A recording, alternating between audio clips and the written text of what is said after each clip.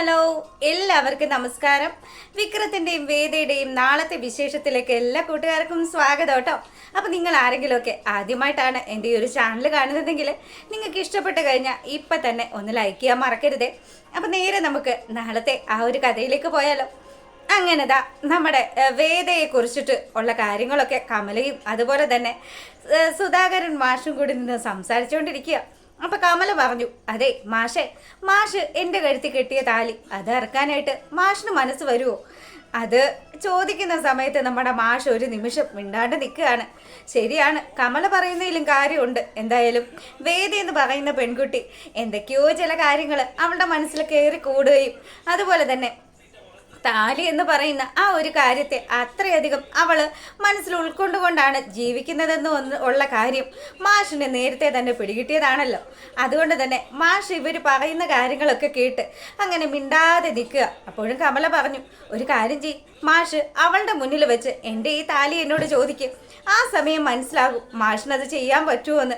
എന്തായാലും ഞാൻ എൻ്റെ കൊക്കിൽ ജീവനുള്ളിടത്തോളം കാലം എൻ്റെ കഴുത്തിൽ കിടക്കുന്ന താലിയെ തൊടാനായിട്ട് മറ്റൊരാളെയും സമ്മതിക്കില്ല. അതുപോലെ തന്നെയാണ് വേദമോളും. വേദ അതുകൊണ്ടായിരിക്കുമല്ലോ ഇത്രയും സുഖസൗകര്യങ്ങളൊക്കെ വെടിഞ്ഞിട്ട് നമ്മുടെ വീട്ടിൽ വന്ന് ഇങ്ങനെ താമസിക്കുന്നത്. അതിന് കിടക്കാൻ ഒരു മുറിയോ അല്ലെങ്കിൽ മര്യാദക്ക് ഭക്ഷണം കഴിക്കാനുള്ള ഒരു സാഹചര്യമൊന്നും നമ്മുടെ വീട്ടിലില്ലല്ലോ. എന്നിട്ടും അവൾ അതൊക്കെ സഹിച്ച് നമ്മുടെ വീട്ടിൽ നിൽക്കുന്നുണ്ടെങ്കിൽ ആ കുട്ടി എത്രമാത്രം ഇച്ഛാശക്തിയുള്ള ഒരു കുട്ടിയാണെന്ന് നിങ്ങൾക്ക് മനസ്സിലാകുമല്ലോ എന്ന് ചോദിച്ചു മാഷ്. അപ്പം ഇതൊക്കെ കേട്ട് കഴിഞ്ഞപ്പോൾ, എടോ അപ്പം താൻ എന്താ പറഞ്ഞു വരുന്നത്? ആ കുട്ടിയെ നമ്മുടെ വീട്ടിൽ തന്നെ നിർത്താനാണോ? മാഷെ, നമ്മൾ പറയാവുന്ന കാര്യങ്ങളൊക്കെ അവളോട് പറഞ്ഞു കൊടുത്തു. സംഭവം ശരി തന്നെയാ, നമ്മുടെ മകൻ ചെയ്തത് തെറ്റ് തന്നെയാ. അവൻ ഇങ്ങനെയുള്ള ഒരു എടുത്തുചാട്ടം നടത്തിയില്ലായിരുന്നെങ്കിൽ വേദമോൾ ഇന്ന് ഏതെങ്കിലും ഒരു വീട്ടിൽ സുഖമായിട്ട് ജീവിച്ചേനെ. അന്ന് കണ്ടല്ലോ ആ പയ്യൻ വന്നത്, ദർശനം എന്ന അവൻ്റെ പേര്. അത്രയും വലിയൊരു വീട്ടിലെ കൊച്ച്, അത്രയും നല്ല സാഹചര്യങ്ങൾ ജീവിച്ചൊരു കൊച്ച് നമ്മുടെ വീട്ടിൽ വന്ന് ഇങ്ങനെ നിൽക്കുമ്പം ഒരിക്കലും ഒരമ്മ എന്നുള്ള നിലയിൽ എനിക്കതിനെ കണ്ടില്ല എന്ന് നടിക്കാൻ പറ്റില്ല മാഷേന്ന് കമൽ അവിടെ വെച്ച് പറഞ്ഞു.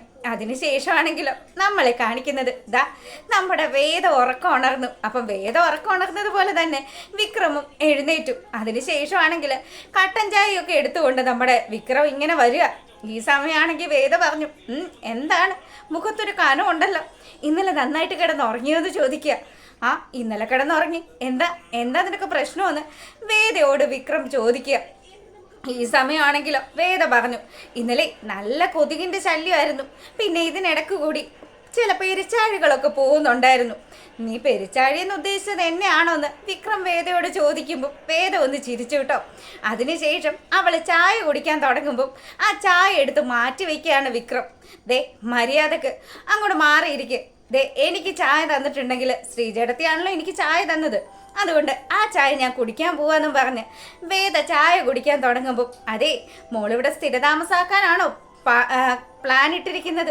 എത്രയും പെട്ടെന്ന് ഇവിടുന്ന് പോയിക്കോണമെന്നും പറഞ്ഞ് വിക്രം ദേഷ്യപ്പെട്ടിട്ട്, എന്നാ ഏട്ടത്തി ആ എണ്ണ ഇങ്ങോട്ട് എടുത്തേ, ഞാനൊന്ന് നന്നായിട്ടൊന്ന് കുളിക്കട്ടെ, ഇന്ന് ചില സാധനങ്ങളൊക്കെ ഇവിടുന്ന് ആട്ടിപ്പായ്ക്കാനുള്ളതാണെന്നും പറഞ്ഞ് അവൻ എണ്ണയൊക്കെ നല്ല രീതിക്ക് തേച്ച് ആ ബാത്റൂമിലേക്ക് കയറുകയാണ്. അവിടെ പോയി കുളിയൊക്കെ പാസ്സാക്കുന്ന സമയത്ത് വേദ വെളിയിൽ വന്നു. വേദ വന്നതും, ദേ ആ വാതിലെന്ന് പറഞ്ഞേ, എനിക്ക് അത്യാവശ്യമായിട്ടൊന്ന് ബാത്റൂമിൽ പോകണം. ആഹാ, ഇതേ ഞാൻ കുളിക്കുന്നത് നീ കണ്ടില്ലേ? അങ്ങനെ അങ്ങ് കയറിപ്പോയാൽ എങ്ങനെയാ പെണ്ണെ ശരിയാവുന്നത്? മര്യാദക്ക് അവിടെ എങ്ങാനും വെയിറ്റ് ചെയ്ത് നിൽക്കണമെന്ന് പറഞ്ഞു. നീ തുറക്കുന്നുണ്ടോ അതെ ഞാൻ തള്ളി അകത്തോട്ട് വരണമെന്ന് ചോദിച്ചു. ഇതെന്തൊരു സാധനം ഇത്, ഇതിനൊരു ഇച്ചിരി നാണം പോലും ഇല്ലല്ലോ എന്നൊക്കെ പറഞ്ഞ് നമ്മുടെ വേദയെ കളിയാക്കിക്കൊണ്ടും വേദയോട് ദേഷ്യപ്പെട്ടുകൊണ്ടും വിക്രം ഇങ്ങനെ ഇറങ്ങി വരികയാണ്. ഇറങ്ങിയ പാടെ തന്നെ ആ ചെറുക്കനെ വലിച്ചപ്പുറത്തോട്ട് മാറ്റി രണ്ടുപേരും കൂടെ ദാ ഉരുണ്ട് വീഴാൻ പോകുന്നൊരവസ്ഥയിൽ നിൽക്കുക. ആ സമയമാണെങ്കിൽ ഇതെന്താ ഇത്, നിനക്ക് ബാത്റൂമിൽ പോകാനാണെങ്കിലേ ഇവിടെ ആദ്യം ഈ വീട്ടിലുള്ളവരൊക്കെ പോയതിന് ശേഷം എന്തെങ്കിലും ചെറിയ സമയം കിട്ടുകയാണെങ്കിൽ മാത്രം നിനക്ക് പോവാം, അല്ലാണ്ട് ഈ വീട്ടിലെ വീട്ടുകാരിയായി കളിക്കാനൊന്നും നോക്കണ്ടെന്ന് പറഞ്ഞ് വേദയോട് ദേഷ്യത്തിൽ വിക്രം അങ്ങനെ നിൽക്കുക. വേദയാണെങ്കിലോ, മര്യാദക്കല്ലെങ്കിലും ഉണ്ടല്ലോ നിന്നെ ഞാൻ ഉരുട്ടിയിടൂടാന്നും പറഞ്ഞ് അവളും ദേഷ്യപ്പെട്ടുകൊണ്ട് നേരെ ബാത്റൂമിലേക്ക് പോയി. അതിനുശേഷമാണെങ്കിൽ ദാ നമ്മുടെ മുത്തശ്ശിയും അതുപോലെ വേദയുടെ അമ്മ പത്മയും കൂടി എന്തായാലും വേദമോള് പോകാനുള്ളത് പോയി. ഇനിയിപ്പം മോൾ അവിടെ എങ്ങനെയാണ് ജീവിക്കുന്നതെന്ന് അറിയണമല്ലോ. അതിനു വേണ്ടിയിട്ട് ഇവർ രണ്ടുപേരും കൂടി നമ്മുടെ വേദയുടെ വീട്ടിലേക്ക് പോകാമെന്നുള്ളൊരു പ്ലാൻ ഇടുക. അപ്പം മുത്തശ്ശിയാണെങ്കിൽ ദേ ഇനി നമ്മൾ പോകുന്ന കാര്യമൊന്നും മറ്റുള്ളവരാരും അറിയണ്ട, ശങ്കരൻ അറിഞ്ഞാൽ അറിയാമല്ലോ, അവൻ പ്രശ്നം ഉണ്ടാക്കുമെന്നുള്ള കാര്യത്തിൽ ഒരു സംശയവും വേണ്ട. നമ്മൾ രണ്ടുപേരും കൂടിയാണ് മോളെ വഷളാക്കിയതെന്നാണ് അവൻ പറയുന്നത്. അതൊക്കെ ശരി തന്നെയാ. ശങ്കരേട്ടനോട് എന്തായാലും ഞാൻ പറയുന്നില്ല. അമ്മ ഒരു കാര്യം ചെയ്യും, എളുപ്പം റെഡിയാകും, നമുക്ക് പോയിട്ട് വരാമെന്ന് പറഞ്ഞു. അങ്ങനെ നമ്മുടെ വേദയുടെ വീട് ലക്ഷ്യമാക്കി മുത്തശ്ശിയും അമ്മയും കൂടി എത്തുകയാണ്. അവിടെ വന്ന് കയറിയ പാടെ തന്നെ കമലയാണെങ്കിൽ പറമ്പിലെ പണിയൊക്കെ കഴിഞ്ഞ് വീട്ടിലേക്ക് വരിക. വന്നിരിക്കുന്നത് വേദയുടെ അമ്മയാണെന്നും മുത്തശ്ശിയാണെന്നും ഒക്കെ മനസ്സിലാക്കിക്കൊണ്ട് കമല വലിയ സ്നേഹത്തിൽ അവരോട് പെരുമാറുക. ഞങ്ങൾ പറയാനുള്ളത് മുഴുവൻ നിങ്ങളുടെ മോളുടെ അടുത്ത് പറഞ്ഞു. പക്ഷേ അവൾ എന്ത് ചെയ്താലും വീട്ടിലേക്ക് തിരികെ വരാൻ തയ്യാറല്ല. എന്താ ചെയ്യേണ്ടതെന്ന് ഞങ്ങൾക്കും അറിയില്ല. ദേ, നിങ്ങൾ സംസാരിച്ച് മോളെ കൂട്ടിക്കൊണ്ടു പോകാൻ പറ്റുമെങ്കിൽ കൊണ്ടുപോയിക്കോ, ഞങ്ങൾ ആരും ഒരു തടസ്സവും നിൽക്കില്ല എന്ന് പറഞ്ഞു.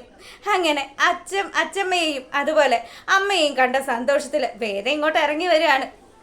വേദ വന്നത് മുത്തശ്ശിന്ന് വിളിച്ച് വേദ മുത്തശ്ശിയെ കെട്ടിപ്പിടിക്കുക.